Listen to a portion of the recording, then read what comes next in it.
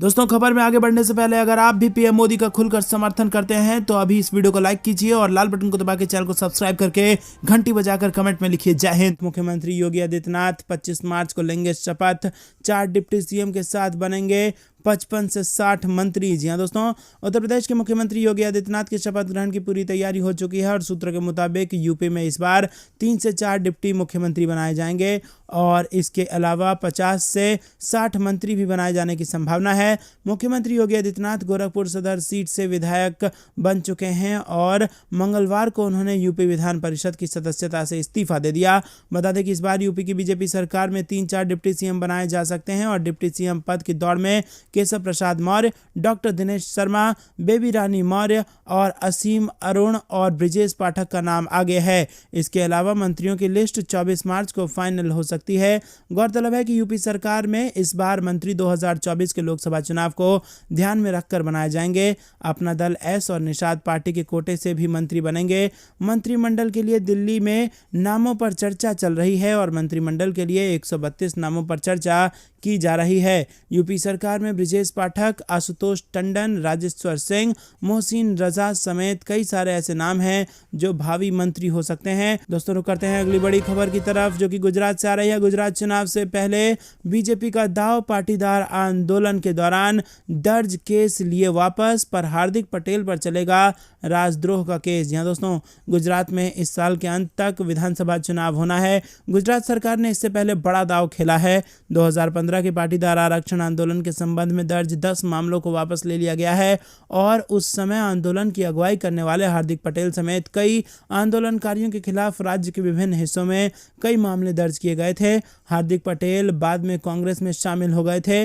लोक अभियोजक सुधीर ब्रह्मभट्ट ने कहा कि मामलों को वापस लेने के लिए विभिन्न अदालतों में आवेदन किए गए हैं। उन्होंने बताया कि राज्य सरकार ने जिलाधिकारियों को भी इस मामले में निर्देश भेजे हैं। दोस्तों, रुक करते हैं अगली बड़ी खबर की तरफ। सलमान खान को बड़ी राहत, अब सभी मामलों की एक साथ राजस्थान हाईकोर्ट में होगी सुनवाई। जी दोस्तों, काला हिरण शिकार मामले में आरोपी बॉलीवुड स्टार सलमान खान को सोमवार को राजस्थान हाईकोर्ट से राहत मिली है क्योंकि इसने उनकी उस याचिका को स्वीकार कर ली है जिसमें उन्होंने सत्र न्यायालय के बजाय मामले से संबंधित 3 याचिकाओं पर हाईकोर्ट में ही सुनवाई करने का आग्रह किया था।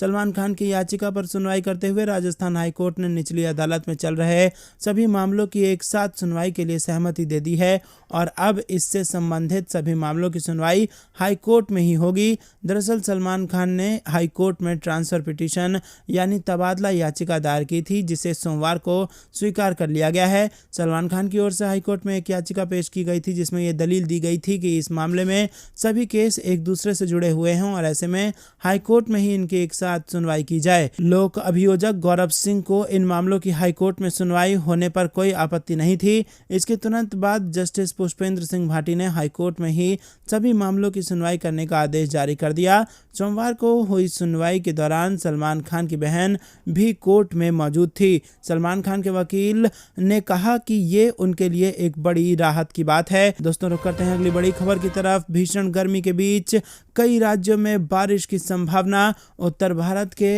राज्यों में गर्मी छुड़ाएगी पसीने। जी हाँ दोस्तों, देश के ज्यादातर हिस्सों में पिछले एक हफ्ते के अंदर अचानक गर्मी काफी ज्यादा बढ़ गई है और अगर गर्मी का अभी ये हाल है तो मई जून में गर्मी तो लोगों को बुरा हाल कर देगी। मौसम विभाग के मुताबिक आने वाले दिनों में गर्मी से कई ज्यादा राहत मिलने की कोई खास उम्मीद नहीं है। देश के कई राज्यों में आने वाले दिनों में बारिश की संभावना भी बनी हुई है और दोस्तों वहीं मैदानी राज्यों में दिन में हवा चलने की गति में बढ़ोतरी देखी जा सकेगी। मौसम विभाग की माने तो अभी लोगों को गर्मी से राहत मिलने के ज्यादा आसार नहीं है। रुक करते हैं अगली बड़ी खबर की तरफ। राष्ट्रपति और पीएम मोदी ने दी बिहार दिवस की शुभकामनाएं। जेपी नड्डा, अमित शाह और राजनाथ सिंह ने भी दी बधाई। जी दोस्तों, राष्ट्रपति रामनाथ कोविंद और प्रधानमंत्री नरेंद्र मोदी ने बिहार के विकास की कामना करते हुए बिहार दिवस की बधाई और शुभकामनाएं दी हैं। इस अवसर पर भाजपा के राष्ट्रीय अध्यक्ष जेपी नड्डा, गृह मंत्री अमित शाह और रक्षा मंत्री राजनाथ सिंह ने भी विश्व को लोकतंत्र की राह दिखाने वाले बिहार के स्थापना दिवस पर बधाई और शुभकामनाएं दी हैं। राष्ट्रपति रामनाथ कोविंद ने बिहार के गौरवशाली अतीत और समृद्ध सांस्कृतिक विरासत का जिक्र करते हुए ट्वीट कर कहा कि बिहार दिवस पर प्रदेश के लोगों को बधाई। बिहार का एक गौरवशाली अतीत और समृद्ध सांस्कृतिक सांस्कृतिक विरासत है। यहाँ के कर्मठ व प्रतिभाशाली लोगों ने देश के विकास में महत्वपूर्ण योगदान दिया है। बिहार के राज्यपाल के रूप में यहाँ के लोगों का अत्यंत उन्हें स्नेह मिला और इस विशेष अवसर पर उन्होंने शुभकामनाएं दी। दोस्तों रुक करते हैं अगली बड़ी खबर की तरफ। और ऑस्ट्रेलियाई पीएम की शिखर वार्ता में उठा चीन का मुद्दा, मोदी बोले एलएसी पर शांति ही बेहतर संबंध का रास्ता। जी हां दोस्तों, प्रधानमंत्री नरेंद्र मोदी ने अपने ऑस्ट्रेलियाई समकक्ष स्कॉट मॉरिसन के साथ शिखर वार्ता की और इस अवसर पर पीएम मोदी ने कहा कि पिछले कुछ वर्षों में ही दोनों देशों से संबंध बहुत बेहतर हुए हैं। शिखर वार्ता के दौरान प्रधानमंत्री मोदी ने कहा कि व्यापार और निवेश, रक्षा और सुरक्षा, शिक्षा और इनोवेशन, साइंस और टेक्नोलॉजी के क्षेत्र में आने वाले समय में दोनों देश मिलकर काम करने वाले हैं। और इस बैठक में लद्दाख के एलएसी पर पिछले वर्ष की घटना का मुद्दा भी उठा, जिस पर पीएम मोदी ने साफ कहा कि शांति ही दोनों देशों में बेहतर संबंध का रास्ता है। दोस्तों रुक करते हैं अगली बड़ी खबर की तरफ। पीएम मोदी और जापानी पीएम की टिप्पणी से पाकिस्तान को लगी मिर्ची। जी हां दोस्तों, आपको बता दें कि जापान के प्रधानमंत्री फूमियो किशिदा ने अपनी भारत यात्रा के दौरान शनिवार को प्रधानमंत्री नरेंद्र मोदी से मुलाकात की। इस मुलाकात के दौरान दोनों नेताओं ने यूक्रेन संकट समेत चीन की आक्रामकता पर भी चर्चा की। मुलाकात के बाद दोनों देशों का एक संयुक्त बयान जारी किया गया है, जिसमें पाकिस्तान और आतंकवाद का जिक्र किया गया है। पाकिस्तान की तरफ से इसे लेकर कड़ी आपत्ति जताई गई है। बयान में पाकिस्तान को लेकर कहा गया है कि दोनों देशों के प्रधानमंत्रियों ने आतंकवाद के बढ़ते खतरे पर गहरी चिंता व्यक्त की और लगातार व्यापक तरीके से आतंकवाद का मुकाबला करने के लिए अंतर्राष्ट्रीय सहयोग को मजबूत करने पर जोर दिया। उन्होंने सभी देशों से ये सुनिश्चित करने का भी आह्वान किया है कि वो अपने क्षेत्र का उपयोग आतंकवादी गतिविधियों के लिए इस्तेमाल न करने दें। बयान में आगे कहा गया कि दोनों प्रधानमंत्रियों ने 26/11 मुंबई हमलों और पठानकोट हमलों सहित भारत में आतंकवादी हमलों की निंदा और पाकिस्तान से संचालित आतंकवादी नेटवर्क के खिलाफ दृढ़ और कड़ी कार्रवाई करने का आह्वान किया।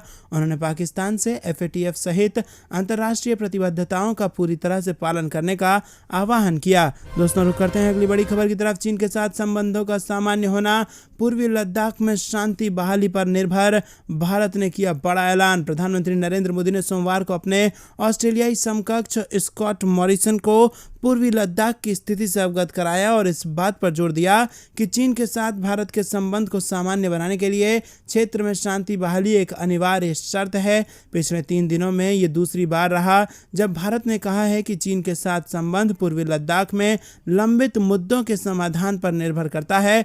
मोदी और मॉरिसन ने सोमवार को एक डिजिटल शिखर सम्मेलन में द्विपक्षीय सहयोग, क्षेत्रीय सुरक्षा, हिंद प्रशांत के घटनाक्रम और यूक्रेन के मौजूदा संकट से जुड़ी मुद्दों पर चर्चा की। शनिवार को 14वें भारत जापान शिखर सम्मेलन में भारत ने टोक्यो को भी बता दिया था कि पूर्वी लद्दाख क्षेत्र में शांति बहाल होने तक बीजिंग के साथ उसके संबंध सामान्य रूप नहीं ले सकते। और विदेश सचिव हर्षवर्धन श्रृंगला ने सोमवार को प्रेस वार्ता के दौरान कहा कि मोदी और मॉरिसन दोनों ने चीन पर अपने दृष्टिकोण का आदान प्रदान किया है। उन्होंने कहा कि प्रधानमंत्री ने लद्दाख में वास्तविक नियंत्रण रेखा के पास पिछले साल की घटनाओं का जिक्र किया और उन्होंने इस बात पर जोर दिया कि चीन के साथ संबंधों के सामान्य बनाने के लिए सीमावर्ती क्षेत्रों में शांति बहाल एक आवश्यक शर्त है। श्रृंगला ने कहा कि प्रधानमंत्री मॉरिसन इस क्षेत्र में चीन और उसके कार्यों को किस तरह देखते हैं, उस दृष्टिकोण को साझा किया। दोस्तों रुक करते हैं अगली बड़ी खबर की तरफ। भारत के पहले CDS बिपिन रावत मरणोपरांत पद्म विभूषण से सम्मानित बेटी कृतिका और तारिणी ने लिया सम्मान। जी हां दोस्तों, भारत के पहले chief of defence staff general Bipin Rawat को मरणोपरांत देश के सबसे दूसरे सर्वोच्च नागरिक सम्मान पद्म विभूषण से सम्मानित किया गया है। CDS की तरफ से उनकी बेटियों कृतिका और तारिणी ने राष्ट्रपति रामनाथ कोविंद से यह सम्मान प्राप्त किया है। पूर्व CDS रावत बीते साल दिसंबर में एक हेलीकॉप्टर दुर्घटना में शहीद हो गए थे और इस हादसे में जनरल रावत की पत्नी मधुलिका रावत और रक्षा बल के 12 अन्य जवान शहीद हो गए थे। आपको बता दें कि पद्म पुरस्कार देश के सर्वोच्च नागरिक पुरस्कार में से एक 3 श्रेणियों पद्म भूषण, पद्म विभूषण और पद्मश्री में प्रदान किए जाते हैं और पुरस्कार विभिन्न विषयों गतिविधियों के क्षेत्र में दिए जाते हैं, जिनमें कला, सामाजिक कार्य, सार्वजनिक मामले, विज्ञान और इंजीनियरिंग, व्यापार और उद्योग, चिकित्सा, साहित्य और शिक्षा, खेल, सिविल सेवा आदि शामिल होते हैं। दोस्तों रुक करते हैं अगली बड़ी खबर की तरफ। 28 मार्च को लखनऊ आएंगे आरएसएस प्रमुख मोहन भागवत। संगठनात्मक बैठकों व कार्यक्रमों में लेंगे हिस्सा। जी हां दोस्तों, राष्ट्रीय स्वयंसेवक संघ के सरसंघ संचालक मोहन राव भागवत 28 मार्च को 2 दिवसीय प्रवास पर लखनऊ आएंगे। भागवत 28 व 29 मार्च को लखनऊ में संघ की विभिन्न संगठनात्मक बैठकों और कार्यक्रमों में शामिल होंगे।